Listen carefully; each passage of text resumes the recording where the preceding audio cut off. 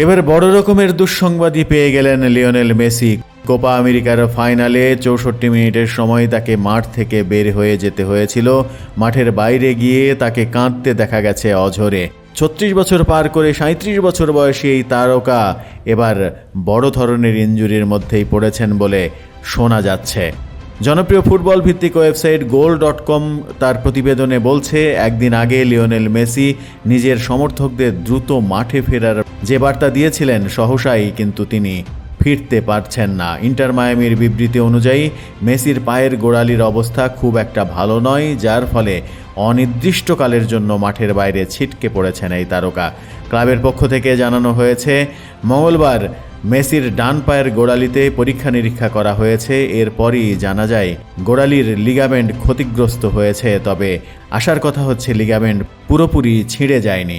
তাই এই চোট কাটিয়ে মাঠে কবে ফিরবেন এখনও নিশ্চিত করে বলা যাচ্ছে না। মায়ামির হয়ে মেজর লিগ সকারের প্রথম 2 ম্যাচে তার খেলা যে হচ্ছে না তা এক প্রকার নিশ্চিত। কবে নাগাদ মাঠে ফিরতে পারছেন লিওনেল মেসি, সেটি এখন বড় চিন্তার বিষয় হয়ে দাঁড়িয়েছে ইন্টার মায়ামির জন্য। এবং চিন্তার বিষয় তো বটেই মেসি ভক্ত কোটি কোটি ফুটবল প্রেমীর জন্য, সারা বিশ্বে যারা মেসি বলতেই পাগল।